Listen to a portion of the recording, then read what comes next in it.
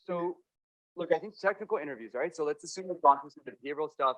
The larger funds, they will have an initial behavioral screen, and then they'll give you some sort of a case study, some sort of an LBO to work on.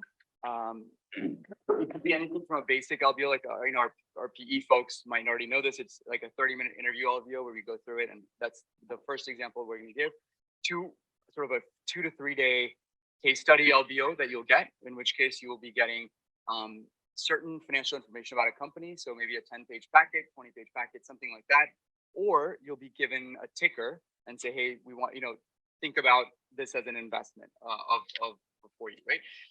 So you have sort of 72 hours, 24 hours, 48 hours, whatever, to build a full sort of case study around this. And we'll kind of go through what that means. And effectively, you're going to create an investment committee memo, around that. Okay, so we're going to take an interview LBO prompt. So the models we're using in this training and the ones you've shared on your platform are all ones that we used in interviews, used on actual deals. The models were actually built by associates and VPs in PE. So disclaimer is not, even though it might sort of look like a real deal, it's supposed to be fully for illustrative purposes. But the other side of it is that these are real sort of models that you might be building on the job or in the interviews, right? So let's take this interview LBO prompt for a second, okay? So this could be a verbal interview that we're going through, or you might sort of be able to use a little bit of your calculator or pen and pencil on. I'm going to walk through the LBO, and then I'm going to go and present in Excel how we build this out. So let's say you're buying a company, industrials company with 100 million of revenue for a 20% premium to stock price. Investment is partially financed with debt and partially with equity, and it's held for 5 years. Assuming any excess cash is used to pay down debt, what would the return be, assuming sort of no multiple expansion and unaffected share price is $20, 25 million shares, and its revenues are growing at 2%, so not great, but it's the case.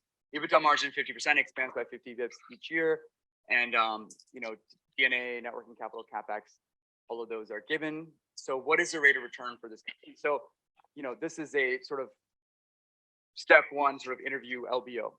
So before we jump to sort of how we do it, let's try to get folks' opinion on maybe some of the steps that they would take to solve this question or this interview case. Okay. Yes. Yeah, so I will calculate the purchase price first, then the sources and uses. Yeah. After being done with this, I will calculate the free cash flow, get to the exit value, plus the leveraging, and then compare it to the initial investments. Okay. Great. And what were you going to say? Okay, cool. Yeah, so that's exactly right. So look, I fully acknowledge and understand that people here are coming from different backgrounds, right? So we'll go through and I'm going to share the Excel and run through the model here. I can do it on mute and I'll record it. And the room is being recorded. Thank you. Awesome. I know this is too small. I think we're used to seeing things at like 8-point font. So can everyone see this? Okay. In the back? No. A little bigger.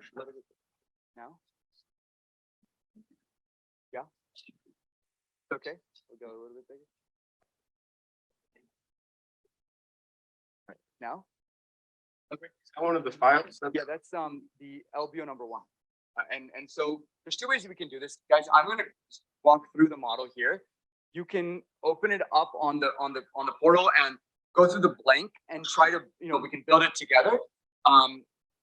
Or you can follow with me on the solution that we're going to walk through here as the model, and you can sort of follow there and then build it afterwards. So I know everyone sort of has different skill sets and levels and stuff. So I'd say both of those are completely okay. Just make sure we understand the concepts.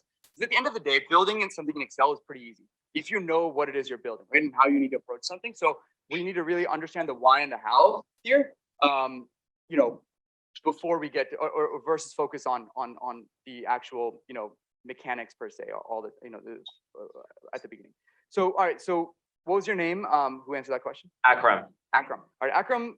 it took the right approach here, right? So you first start off, right? You need to first understand, yes, So where's the template? it's in the portal. Like, it's if you go, can you show him? Do you have access to it? Nobody has. Okay, let me just show you really quickly. So, basically, you can go into like elevatecareernetwork.com// portal/training, I think is where it is. Let me double check. Training/training. So yeah, elevatecareernetwork.com/portal/training, and then just click on HBS, and then you have all the models here that you should be able to download. And we're on model number 1. For people who didn't register ahead of time, they're still pending like acceptance into this training. And so you can't get to the files. I don't know. There's no. And just email me IYU@MBA2023@HBS.edu. And I will. Thank you guys. So just if you don't mind just following, and then you can once she's done it, we can just do that. All right, cool. All right, let's go through this. So there's several things you're trying to solve, right? The first thing we're trying to solve here is what is the price that you're paying for this company, right? So there's 2 ways to calculate this usually. One is it's a public company, you do it times share price. If it's a private company, you do it as a multiple of something. So you say 10 times EBITDA, 12 times EBITDA. The second model we're going to do is a private company. So you'll see how we do it in terms of a multiple of EBITDA. But in this case, you take $20 a share, 20% premium, and get to $24 a share. So that's your acquisition price. Price per share you're paying for this company. You have 25 million shares of outstanding, 25 million outstanding shares, and you get to an equity value of 600 million. Again, you should be in a position, yes? Can you share the Excel? Thank you. Sorry. I think we're like in technology overload today, right? I'm sharing these screens, showing all these other screens, trying to record on the Zoom and showing on these monitors. So we're really testing the AWS ecosystem. Okay, so you get to the equity value here, right? So 20 times 1 plus 0.2, which gets you to the share price, and then times the share count, which gets you the equity value shares. Second thing, sources and uses. I think Akram exactly right. You need to know how are you going to finance this acquisition. You want to buy a company for $600 million. In this case, it doesn't have any debt, so it's the enterprise value is equal to equity value. What I guess I was saying this earlier is that ideally, once we go through this, I want you all to be able to build this on paper, right? So that's the goal here. So we'll do it in Excel and then try to understand how to do it on paper. And then sources and uses. So what are sources and uses? We'll get at this in more detail in model number 2, but how much cash do you need on hand, and how much, where is the cash coming from? Even in an LBO, if it's an interview LBO, I see a lot of people just assume that sort of enterprise value is all the source, is all the use that you need. A lot of times you should ask if there's any other fees or any other sort of, debt termination costs or anything like that that would add on to sort of the uses. And it's not always just the enterprise value of the company that you're buying for, but this is simple, sort of more simple interview model. So we'll go with that. Guess what? In the case study, I didn't give you how much debt we needed to take on. So you need to make an assumption here on how much debt you need to put on the company. And so we made an assumption of 70%. Obviously, today's market, different, and so we'll talk about some, make an educated assumption based on your either knowledge of your industry or generally something in the 40 to 60%, 70% range is probably okay for an interview. The remainder is coming via equity, right? So this is kind of like a mortgage.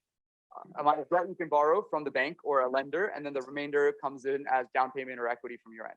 In a private equity deal, at least in today's market, you're looking at sort of anywhere from, depends on the industry, I suppose, but 35 to 40 to 50%, 55% of equity, just given where we are.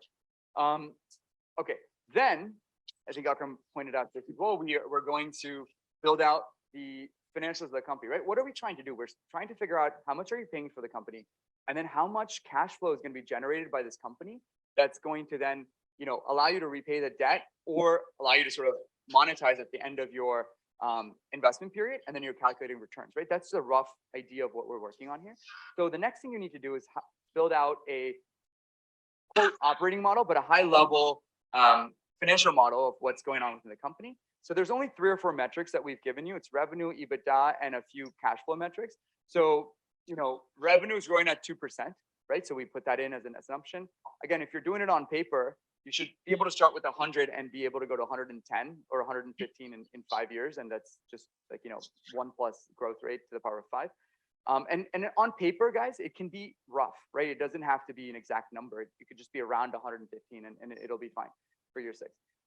We also noted that the margin is going up, right? So 50% is going to 53% because it's going up every year.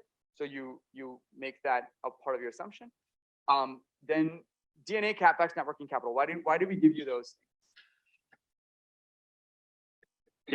Yeah, because we're trying to get back to cash, so we have to back DNA out of EBIT. We have to back DNA out from the income statement. Right. And then DNA is also going to impact our tax rate as well through the tax shield from DNA. Right. So it's a non-cash item and it needs to go in income statement. So we'll come back to that in a second.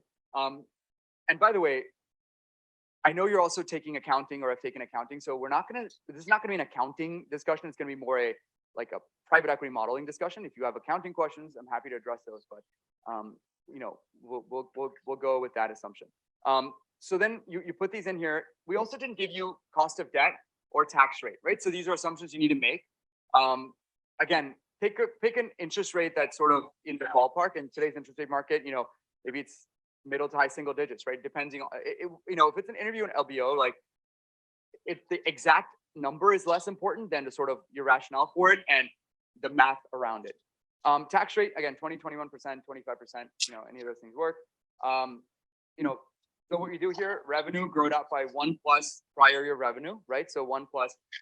If you're building this in Excel, try not to hard code things, right? Try to go and pick the cell that it's being referenced to so that you can change it later. If you're building it on paper, obviously do whatever you need to do to sort of for your math, right? So in paper, it's hard because the numbers will be all over the place. So just kind of keep organized on a piece of paper. EBITDA, revenue times EBITDA margin. So that's this number. Subtract out DNA. We talked about that because first we need to get to net income, right? First we need to understand the tax impact of DNA and of interest. And so we take out depreciation and we take out interest. So what is interest? We know we are taking on $420 million of debt multiplied by 6%. So you have about 25-ish million of interest expense in year 1. You get the EBT, which is earnings before taxes. And then you apply your 21% tax rate, and then you get down to 13 million of net income. So back to the point that was made earlier, net income is not cash flow. In private equity, we care about cash flow, right? So there's certain things that are not in net income or certain things that are in net income that we need to be cognizant of. So one of them is depreciation, right? Depreciation is not a cash flow item. So you need to add it back. You need to subtract out what's called capital expenditure, which is outlays of cash that you're making that obviously is not in an interest in the income statement, but it's perhaps you're buying new plants or you're buying sort of new property equipment or whatever it is. That's a cash flow item. And then you're subtracting or adding back changes in net working capital. We'll get back to NWC when we go to the more advanced model and why that's important. The only thing in this model that you cannot probably do on paper is if you need to assume debt pay down, right? So everything else so far, you should be able to do it on paper, right? So sort of a paper concept. If they sort of say, hey, we don't assume debt pay down, then you just sort of build cash flow, or you assume debt pay down, which means you need to build a little schedule that takes all of the excess cash flow between how much debt, how much cash flow you have outstanding and sort of how much beginning balance. Obviously, you're not going to get through the debt in this period, but you could sort of build a min function in, and then you're basically taking all excess cash flow to pay down the debt. Does that make sense? Right? Okay.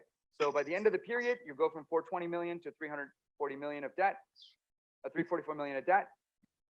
And so that's the quote, basic, whatever operating model of what we're working with. Does this make sense for folks in the cash flow model? Great. Questions? Awesome. And then we're doing returns, right? So the way we did returns when we came in was via a purchase price and stock price, but we also came in at 12 times EBITDA, right? There's a slight sort of, you can sort of, in this model, we came in we came in at current year EBITDA and we're exiting at 1 year out. Again, you can figure out what makes sense for this company in general, but I take 60 million EBITDA times the same multiple, right? Multiple, anytime you do a model, you would not assume multiple expansion. I'm sure in the real world, we almost never assume multiple expansion because you just don't know, what multiple is going to be in 5 years that you come out. In fact, when we are doing stuff in the last year and a half, we were assuming multiple contraction. And you know, just given how tenuous the valuation in the markets were, right? So I think you can assume sort of current multiples, enterprise value, and then you can sell the company for 700 million. But is that the money that you take home as an investor? Is that the returns that you're getting on the investment? No, right? Yeah. You have to pay down your debt. Exactly. So there's debt in the company that you've just taken on, paid on the debt, and now you get to subtract out that, and you get to equity value, right? That makes sense to people. It's just enterprise value to equity value. And then look, I think you put in $180 million, you got $372 million, roughly a 2 times, you know, a little over 2 times multiple. And in PE, if you get out 2 times your money in 5 years, then it's about a 15% IRR. If you get 3 times your money out in 5 years, it's about 3 times or 25% IRR. So just rough math. And there's a reason why we use this for an interview, right? Because we want to get to around 2 times, and you guys should be able to say, oh, it's 15% IRR. So that's what we're trying to get to here, right? So there's a few questions that I'd say we can say. I think that's fine. So does this make sense for folks before we sort of jump into more of the case study stuff? Yeah, amazing. Any questions? Feel free. I know. Yes. Well, I know this is, we should do it on our own, but is there a cheat sheet for the numbers that we should remember for a paper LBO model? Yeah, I mean, look, I think the couple are returns, right? If it's 2 times your money, and 2 times calculating your multiple of money is easy, right? Whatever you put in versus what you get out. Usually investments are either in case study, in interviews, either 5-year or 3-year investments. So, you know, let's just take 5 years. You get 2 times your money, about 15%. If you get 2.5, it's sort of in the middle. And if you get 3 times, it's 25%. So that's rough numbers here. The other numbers I try to think about are growth rates, right? So if something's going at 3%, it's roughly like a 13-ish% at the end of 5 years, right? If it's growing at 5%, it's roughly 1 plus 0.05 times the power of 5. So those are the 2 things I try to keep in my mind, because those are sort of what you might get asked about in an interview. Cool. Good question. Anything else? Great. So let's go to sort of the interview case. So I'm going to give you guys 2 different case study prompts. So that was the technical interview. We're going to do right after this, we're going to do a detailed technical model. We're going to go through every line by line, build an LBO from scratch. But the other piece of the interview, I know it's a lot. You're like, are we still not that? There's a lot in the interview side as well. So then we're going to give you guys, the LBO is one component of the case study. So this is an example of one prompt that we've given. You're given a SIM of a company, which is like a 15 to 20 page packet or a 30-page packet. And then you're being asked to assess for, is this a company you'd like to own? What is your investment thesis and risk to the thesis? Industry overview, competitive dynamics.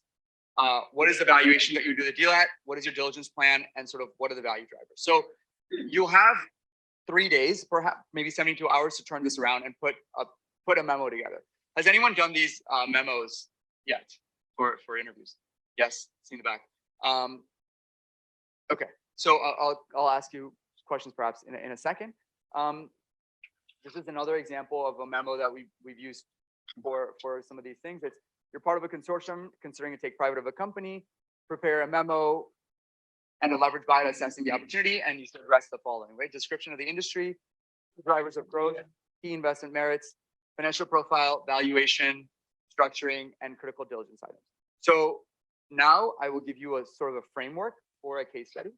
So before you can do this, right? Before you can put together this, let's talk about, if you're given a SIM or you're given a public company, what is the work that you need to do in those 72 hours to put together the investment memo, right? You can't go from a SIM to like a bunch of bullets, right? So I want to give you guys a framework here of assessing that opportunity and putting it on paper, right? So there's 7 things I want you to focus on. Number 1, what does the company do and company do well, right? So one of the mistakes that I see our MBA candidates make in a case study interview is they don't quite, they may not fully understand what the company does because it's either complex or it's sort of a short period of time. Or number 2, they're not able to communicate to us what does a company do and what is unique about its go-to-market, about its products, about competitive advantages, etc. This piece is really, really important. So I'd say spend the first 2 to 3 hours reviewing the SIM or reviewing the 10K and really getting a granular understanding of what does it do, what does the company do, what are its services, how does it go to market, what is its competitive advantages, what are the channels that it uses, what are the revenues and costs coming from, what does the supply chain look like, all of those things would be the baseline of where I'd start with your interview case study, right? Does that make sense for people? Yeah. Then I'd focus the next couple hours on the industry, right? So what are the underlying trends in the market or industry? Let's just, yeah, go ahead. So, sorry, you said, is this okay? So what does the company do well? What's unique about product offerings? Yeah. Uniqueness implies relative to something else. So obviously you're analyzing the framework in front of you, but does that also imply you need to look externally to find comps? We will get to that. And yes, eventually, yes, it will. But I think even at the surface level, how is the company doing the things that they're doing, right? So let's say their revenue is, their margins are really high. How is it doing that? What is it doing well? It sort of has really high retention with customers. Because in the back of your mind, what you're building is, what are my investment merits and what are my risks to the investment, right? So if they have strong, long dated contracts, and that's why they get a lot of recurring revenue, when they do that really well, that gives you a little bit of, security that they have long-term contracts in place, that it sort of lessens the risk a little bit, right? So yes, I think you can do some of this. You don't necessarily have to compare it to external parties yet. You just need to sort of figure out, what does this company do well? But yeah, go, keep going. And as a follow-up, are there ever in these types of cases, maybe some sort of like secret golden kernel of strategic advantage that if you're really paying attention from the qualitative, high level perspective, that's like, bonus credit really did the work here? Yeah, I mean, In general, like, is that yeah. pretty much the same thing here? Right. Look, I think it's hard to pinpoint to one or two. I mean, in certain cases, it's not like these cases aren't necessarily sometimes we're looking for you to highlight that one or two trends that are like, oh, if you put it that way, that makes a lot of sense. But generally, we want to just get an understanding of you're not going to get a huge amount of curveballs in that space, right? It would just be something that's pretty obvious. Like if it's in the healthcare space, there's some big regulatory thing. If you've just done a little bit of research, you would have come across that. So we're not looking to throw you curveballs, and we're just trying to get an understanding of how you systematically frame your answers, right? So let's actually do this way. Let's pick a deal. I know we had a beauty deal, some other deal that someone wants to talk about, anything that they've done. I wanted to just go through that company. I know we did the paint manufacturing company. Anyone want to pick sort of a thing and walk through this a little bit with me of either things that they've done or an industry or company that they want to discuss? Is that a hand? No. How about that gentleman in the glasses right there? Yes, with the Starbucks. Yeah. So can you sort of just talk about a deal or something that let's as just to kick us off? Sure. So I worked in restructuring. So in terms of what the company did well is more like what they didn't do as well, I guess. But I'll pick an oil and gas company, one that was spun out of Occidental, operated in California, exploration production. I guess like with them, it was a little bit difficult because it's all driven by oil and gas prices for the most part, because it's all just price times volume. I think what they did well was trying to at least diversify their assets, but at the end of the day, oil prices just weren't where they needed to be because they were spun out in 2014 when prices were super high, like $100 a barrel, and then they just went down and never really recovered. So you're saying, I mean, I think, by the way, I know, great job. We'll keep going with that. This isn't like your deal overview, right? This is like, we're just going to pick a company that you worked on, and I'm going to put it in the framework of a case, and then we're going to go through that case. So let's say you're given that deal to evaluate. Okay, we'll do it that way. So let's keep going through this, and if it gets a little tricky, we'll have to pick something else. But let's challenge ourselves a little bit. So was there anything unique about their product or go-to-market or strategy, other than being super related to oil prices? Was there anything unique about how they went to market or how they sort of built that business? They did have one interesting a joint venture. Yeah. That was actually kind of like the crown jewel asset of the company. And so that took actually a lot of diligence throughout the process to get to that point of realizing that. So I think that would be something to try to dig into, to say like, oh, wow, this joint venture is contributing a lot to the revenue and EBITDA margin of this company. Let's dig into that. And thank you. Your name was? Zach. Zach. All right, Zach, let me slightly do this in a way where actually we can go through it in a lot more detail. Let's pick a company in the space, not the company you're working on, right? So let's talk about what are the things you'd kind of look for and how do you answer these questions, right? So let's take an oil and gas company. Was it kind of, which stage was it? Was it like mid tier? Or was it kind of like Upper mid tier. upper mid? Okay, so let's pick those companies. Let's just pick a hypothetical company that does things well. Okay, so what would you look for in the go-to-market strategy of that company? In the go-to-market strategy, kind of like supply chain stuff. Okay, keep going. So what are you looking for? Who are they going to be selling to? Do they have any long-term contracts? Yeah. Are they hedged? Okay. Yep. Yep. I guess like who are their own suppliers? Okay. Right. And why does that matter? Who are in terms of do they have any pricing, like negotiating power with those people or not? Let's see. Their own equipment that they're using, is it old? Is it new? Okay. Yep. What's their like operating costs for that equipment? Yeah. Things like that. Great. So as you go through these case studies, put yourself in my shoes or the shoes of an investor, right? What are the things I'm looking for? These are all great examples, right? What am I looking for in terms of customer contracts? What am I looking for in terms of go-to-market, in terms of, longevity of relationships, in terms of supplier imbalances, et cetera, all of those things. And I'll get to that in the next page as well. Great. So I think we made it work with this example. So let's keep going. Industry. What are you looking for in the industry, right? Oil prices is huge, but let's talk about what are the underlying trends that get you excited? Let's just take that deal today. Today, you're investing in the oil industry. What are the trends that get you excited about this market? What are overarching, disruptors or other things that get you a little nervous about the market? Yeah, so definitely on the whole energy transition side, moving away from oil and gas, regulatory concerns are a huge potential disruptor there.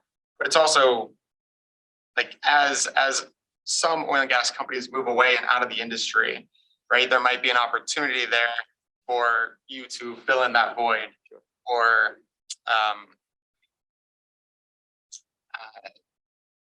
So there's things you do well, and if there's sort of market that you can do that in other things, or you can kind of expand your share if other people are kind of contracting the share or not doing. I got you.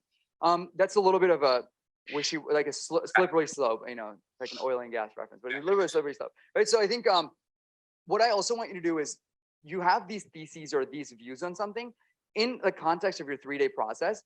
I want you to substantiate those. Go out and tell me how much this industry is growing. Hey, X, Y, and Z research says oil and gas production is going to be up because of sort of number of cars in the market, or hey, the chip supply or whatever is requiring X, Y, and Z oil and gas. Whatever the underlying, and I'm not an O&G expert, so I'm just giving you kind of some heads up, is that this piece is going to be more powerful in your case study if you can substantiate it with some metrics about overall industry growth rate, overall sort of certain pockets of the industry where it's going and how that relates to your company, et cetera. Because you're building an investment case for me in this case study around why you wouldn't want to invest in this industry, right? So often, okay, I'll get to that in a second. And then you talked a little bit about disruptors, intermediators, sort of what are the challenges that your company will face? So you start at the industry level and then you bring it down to how does it matter for the company that I'm looking at, and what is the impact it's going to have? And then further, what are some mitigants, right, that they have in place? So if you have a public company, the MD&A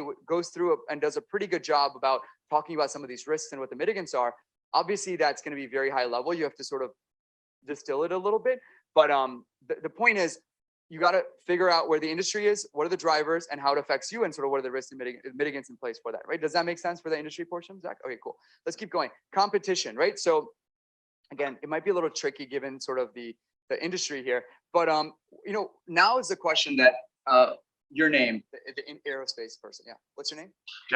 Jack. Jack was talking about. Now, can we talk about industry and competitive dynamics, right? So I think, how would you approach this section of the case study? So it's a commodity. Everybody's producing the exact same thing. The way that you compete with your competitors really comes down to price of how expensive or inexpensive is it for you to get oil or gas out of the ground, and then to be able to sell it down the supply chain, I guess. So what I want you to do in this section is give me metrics, right? So we are able to do this at 25% efficiency. All those people are able to do it at 18% efficiency. So that's sort of market leading in some sense. Or we have X, Y, and Z market share compared to other people. Or, we are trading at this versus that because of the reasons. We have this growth rate versus someone else, right? So because the question I ask in investment committee, right, to anyone that brings any deals or whatever is, okay, you've convinced me that I love the oil and gas. You've convinced me I love the paint space. You've convinced me I like healthcare and beauty. but why is this the company we should be investing in, right? So like, why not that other company that's out there? So, so I need you all to convince us that, yeah, I understand the industry and the trends, but this is why this company makes sense for us to invest in. So I think I need you to make that sort of extension. Then you have the fourth section here's on growth potential. Again, for some of my growth equity people, this is going to be a huge part of your case study. Some of your PE people, it'll also be a huge part of the case study, but what have been the historical drivers of growth, right? So beyond just they're growing at 5%, we did this with someone earlier, right? What is that 10% growth coming from? How sustainable is that? What does the growth outlook look like for the core businesses? What's been management's focus in the last few years in terms of growth? Look, you don't have the opportunity to speak to management, right, in 3 days or in an interview, obviously, but you have to sort of help us understand your view of growth, how reasonable that is. Sometimes management will come out in the investor presentation and say, hey, we're going to grow at 15%, and they've been growing at 4% the last few years, right? So you're like, well, I really need to diligence. I don't understand. So if the market, if they're growing at 15%, I'll use that as one of the cases in my model. But this is an area I need to really diligence to make sure that I'm behind, right? So you need to sort of build your diligence list as well. So any questions on these so far? Yes. In terms of research on industry and competition, I feel like open sourcing that like in a Google can like actually lead to kind of a misdirection.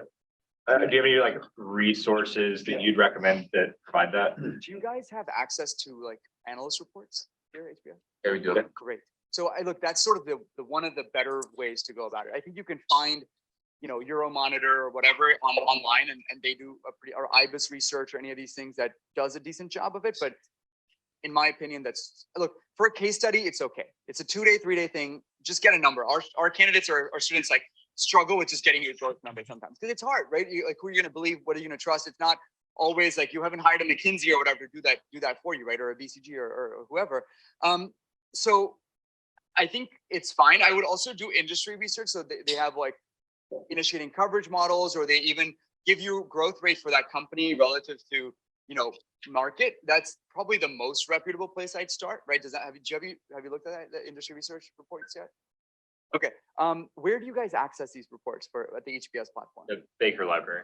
Baker Library. Okay. So look, and is it anyone's who use that? Like, can you walk me through how you use it?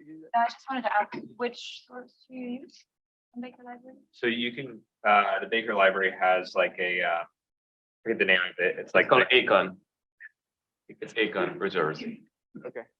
I think that's an HBS specific term, correct? No, Acon is, I use that. No, not Acon, but the Baker Library. Yes. Yeah. Okay. So that resource he's talking about, I'm not, if someone wants to show me at the break, I can show you where to go and pick it. But I like industry research, right? We get access to like different banks have put out different industry research reports, and it's either covering an industry or covering a specific company or a segment, et cetera. They have something called initiating research, which means that they're first starting to cover that industry. Those are really good because you get a full view of this. So if you can get an initiating research report, great, you can pull out of that info. These are research analysts, right, at a CS or a JP Morgan that spend all day looking at that industry. So that's probably a really great place to start. If you can't find something there, then I think it's being more creative and finding other reputable sources, right, either via just general searches and things like that, or maybe go to the MD&A if it's a public company, and they'll say, hey, you know, overall the industry is expected to grow at 10% or 15% and go off of that. So again, don't spend 10 hours doing this. Just spend 2 to 3 hours trying to get to an answer. And if you don't, you can always come back to it the day of and put something in saying, assuming this company has grown X, Y, and Z overall, you know, overall oil and gas space is going at X, Y, and Z. So it's maybe a reasonable assumption to go at 6% or 7% or whatever it is, right? So there's a few ways you can triangulate that. It's a good question. Operations. So for my ex-consultants, I think here's where you could shine, but really trying to get into understanding, right? Hey, they spent, you know, I've noticed the costs have gone up a lot in the last 3 years. So really need to understand what's going on in the space. Again, you're not spending 2 weeks on this, right? You're spending 2-3 days on it. So just putting together something on paper that you can even talk about, hey, I'd like to diligence this more. I noticed that costs have been going up. So what is the leverage in this business? How are they driving that? Or I notice fixed costs are going up. So why is that? Are they investing in a lot of things? Is that going to mean later on they're going to see a lot of benefits from doing that? You know, I don't know, right? So you have to sort of figure out what you want that data to tell you. Then we get to valuation, right? So I think valuation is one piece of this whole puzzle. Then you need to go through the LBO model and so on. You also need to do some comps analysis, which means take other competitors in that space and map out how they're doing in terms of growth, operating metrics, but also towards valuation, EV EBITDA or price to earnings or whatever it is. And then try to understand why one's trading in a different way than the other one. I think if you have time, you can look up other deals that have happened in that space recently. It's called M&A comps. You could see what other PE companies have purchased or other strategics. Again, a lot of times PE companies don't disclose what multiples they bought it for, and strategics sort of are not as relevant because they have synergies, but we can see what you might be able to find there. Comps are important for multiples, right? So you can say, hey, this is a reasonable multiple to enter or exit at. And then finally, you need to make an investment recommendation, right? So you've done all this. What is the recommendation? Do you buy? Do you not buy? Or do you invest? Or you don't invest? At what price? Etc. So this framework is going to take you about 24 to 36 hours to get all the info. I mean, to get all this stuff. Then I think some of the takeaways here is you should give a confident recommendation. It's 90-10 rule, right? You have only 3 days, so you don't go in this rabbit hole of trying to find a growth rate if you can't. LBO is important, but the qualitative is actually probably more important because we'll ask you, why'd you make that assumption, or why'd you sort of go do this other thing? Just be simple and thoughtful. 5 to 10 slides that just that'll get the job done, and then obviously manage your timing effectively. So here's the actual slides that you're going to put together. Now you've done all that data. You're going to put together the first one, overview of the transaction. Again, you may not have all of that if it's a case study, but say, hey, if you don't have it, then you can leave it. Then the investment highlights, right? So take all the info you've just gathered, and I need a slide on, here are the 5 reasons I'm going to invest in this company. I'll give you a literal example of a deal investment highlight section in just a second. Then a second slide on risks and mitigants. So what are the main risks of this company? What are the mitigants? So Zach, right? You will talk about, established business model, long dated contract, best in class player. But in the risk side, it'll be like, potential threat from EV or potential threat from, regulatory, whatever, and so on. And you're going to have to sort of write out the mitigants in that space. Then you need a couple slides on just a target overview, right? We need to understand that you understand how the business model works, right? So sort of having done a ton of diligence, we're going to push you on, all right, what does the company do? How does it do all the stuff we asked earlier, right? Kind of how does it do? What does it do well? So put a couple slides on that. Then either key diligence findings or like key areas of diligence, right? So if you've been able to find some growth reports and stuff, put it on there.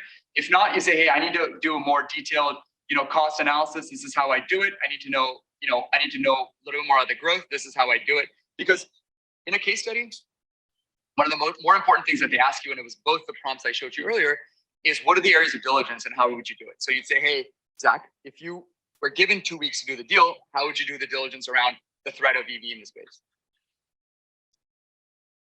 Gosh, I definitely want to talk to some industry experts. Again, talking to the company. And let me ask you, what would you ask them though? Figuring out the growth of the EV industry, how much demand for oil they're going to be offsetting. Yep. And so figuring out overall, like, how is that going to impact demand for oil and this company's products? Any like, I guess like risks of that going faster than expected. As I mentioned before, like the regulatory impact of that too, like an expediter slow it down. Let me give you some more advice on this. I think there's 2 or 3 types of things. So the common answer, which is it's just not a good answer for me, is I'm going to talk to industry experts and sort of this is what I'm going to ask them. It's okay. I think we've all been there. It's totally fine. I think what I want to see is, yes, we'll talk to industry experts and like they'll help us along the way. But I want this data from the company. I want to know who your 10 top, clients are. What has been their market share over time? What are they spending their money on? How has sort of that been? So give me actual data from the company, right? So that's what I'm looking for when I ask for diligence areas, right? So why, like, no offense, but anyone can go talk to an expert and ask them a bunch of questions. But I want to understand what types of questions you're going to ask them, but also what types of analyses you would want to do if you had 4 weeks to do this diligence, right? So you have some, does that make sense to you? It's really, really important that you guys get that across because that is usually what makes or breaks. Because anyone can do a target overview and read a bunch of pages in the 10K and put together like 2 pages on it, right? So it's really where are you adding value as an investor in this case, and help me understand how your diligence is going to actually matter and move the needle here. And we'll have a discussion on that. Do you really think that matters? Like, you'll tell me exactly, like, these are the top 10 clients and like, that's how, I want to see the revenue. You're like, well, great, but would you rather see sort of their share of spend or whatever, something else that tells you something else about something. So we will have a discussion around that, right? So really spend a good 3 hours, 4 hours understanding how you'd structure diligence and the types of questions and analysis you'd want to do. Would you advance in the process and do this as a deal? Does that make sense to people? Cool. Any questions on that? Cool. Let's keep going. Obviously, you need financial projections returns, which we're going to get to that next. This is an example of a investment highlight section. So again, we just picked a deal, like a combination of a case study and a real deal. You structure it kind of like this, right? Market leader with differentiated product services. Hey, they're a market leader in the space. They've been increasing market share, sticky customer base. So we talked about that with someone earlier. Robust growth profile. They've done this as growth. Again, you need to put numbers in here. You can't just say, hey, great growth rate. You got to say, hey, growing at 10. Yeah, Bill. Right. These slides aren't with the other slide deck. Are we going to have? There's another slide deck. So there's one that we were on earlier, like when you were talking about interview process and everything. Oh, yeah. So not with that. Are you going to have these available? We're going to put them all in the same. They're actually part of the same slide deck, and there's just different sections. So it's about like a 75 slider. So I know it's a lot, but so we're going to put everything together and just upload it after maybe in the next 24 hours on the website. Thanks. Yeah, same place you'll find the models. By the way, were you able to access it in the back? Cool. Awesome. So I think so. Then robust growth profile. I want to know. I mean, to that point, a lot of our people just like take this and do. I was just great. I like take our models, all that stuff. Great. So the point is to give you guys as much ammo to be successful. Okay. So like, customize it, but feel free to sort of leverage it. Right. So robust growth profile. What is it demonstrated capable of? Look, this is hopefully getting the wheels in your head turning about all the analysis that I need to be doing or types of analysis I should be asking for. What are the growth initiatives that we're going to use using the ownership period? That's less relevant in a case study. Strong industry fundamentals, right? We talked about that. Overall, the industry is growing at 10%. I'd rather be part of an industry that's growing than perhaps an industry that's not growing, right? So there's industry headwinds, but we have taken market share X way. We're going to capture this in this way. That's always powerful. Again, these could be opinions. Hey, because we have a sort of D2C strategy, we think we can capture more of the market share. I need to do more diligence around that, but that's why we've been growing at 15% where the industry is growing at 10%. So you can sort of make conjectures or assumptions or sort of conclusions based on some stuff, based on actual info, right? Competitive advantages of other players. So the competitive analysis that we did, right? Our margins are lower, our revenue growth is higher, our sort of whatever is better. Therefore, we're better competitively positioned in this space. Strong financial profile. Again, the profile of the business, right? We have high margins, or we have high fixed costs, or we have ability to cut down the cost. Whatever it is going to help us in this case, or we get strong cash flow generation. And then finally, management team. Again, may not have enough info in a case study to assess the management team, but in the real sort of in real world, you will. And then these are examples of investment risks, right? That we can use. One is, we're in a recessionary type environment. We're kind of a very tenuous environment. So how will they perform in a recession? So I want to know, either you can structure it this way, which just mitigants, which is something you've done after the diligence, or you can say, hey, I want to understand these are the areas of diligence, right? So how did they do in the last recession? What are the longevity of the contracts? What portion of revenue were cyclical or acyclical? What is the downside protection in these contracts? What is the ability to scale out? So these are questions you could potentially ask in your diligence, right? And to get to do this, increase competition. So, impact of margins from competition the last couple of years. I want to understand that. I want to understand the fixed variable cost mix or the revenue growth, blah, blah, blah, right? So these are things you can ask for. Regulatory risks, I want to understand and do a due diligence on what are the regulatory risks in place. What are the main sort of factors here? And then finally, risk of customer loss. I need to understand sort of these contracts themselves to the top 10 customers and how long they've been outstanding, how many new customers we've had, what's been the attrition, all of that stuff. So again, I'm going through this pretty quickly, but does this all make sense for folks? Any questions on this? Yes, Tatiana. So there are firms that do 3-hour case studies in person. And I wanted to know what you think about how to approach them. And they also have a commercial rationale into those case studies. And it's normally like just a simple LBO and that's 3 statements. Yeah. So I just wanted to know how you recommend you approach those given the limited time frame. Can you please repeat that? There's some issue with my computer, so I was trying to get it resolved. So can you please just repeat that question? I just the first part of that question. Oh, so like how to approach 3-hour case studies. Okay. Have you gone through that yet? No, not yet. Okay. Yeah, keep going. Yeah. So it includes an mini LBO, in person, probably like blank Excel, plus commercial rational. So if we get an investment memo, like how do we approach it? I mean, we talked about like it's 72-hour case study now, but how do we think about approaching this in a very, like within 3 hours? That's tough, right? So I think, look, as in, yes, we sort of see that. We see that a lot, to be honest, at the pre-MBA level, right? So we see a lot of 3-hour case studies and stuff. I don't typically see that as much at the MBA level, but certainly there's sort of, you won't always be called a case study. It'll be like, hey, let's walk through this investment, or let's walk through this. And